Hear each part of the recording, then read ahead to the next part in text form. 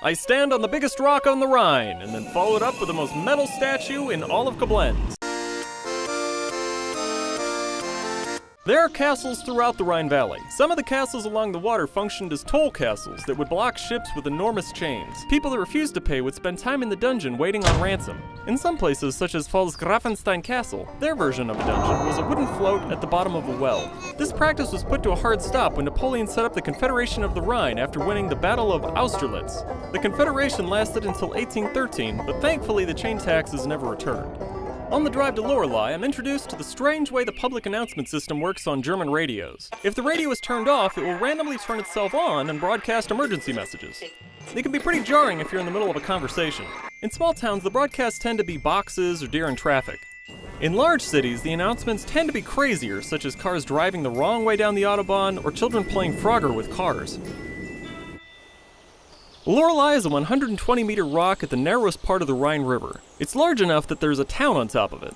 The word Lorelei comes from Old German for murmuring rock or lurking rock, depending on which entomologist you believe. Lorelei is also the name of water spirits or Rhine maidens that legends say bask on the cliffs, luring sailors to capsize in the narrow pass below. Well, up there it's cooking time, so I try a Schwarzwälder Kirschtorte, which is a black forest cake. I'm pretty sure I didn't eat that fly. We make it all the way to Koblenz, a city that grew around the confluence of the Rhine and Mosel River.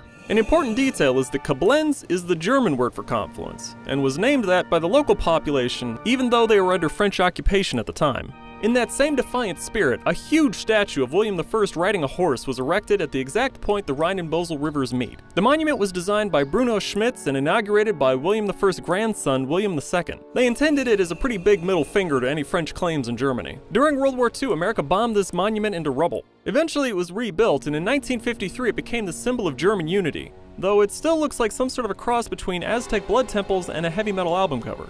Dinner is potatoes, kraut, a brat, spicy mustard, and some Riesling wine from vines we passed on the way here. The ice cream of the evening is Waldmeister flavored because I've never heard of that flavor before. It's a revelation because it tastes like a basic flavor that I just never knew existed. Wikipedia says Waldmeister smells great because of coumarin. It also says large doses of coumarin can cause headaches due to the toxicity of coumarin. Very high doses of coumarin can cause vertigo and somnolence, and even central paralysis and apnea while in coma. Citation needed. Well, without a citation, that means it's not true, right?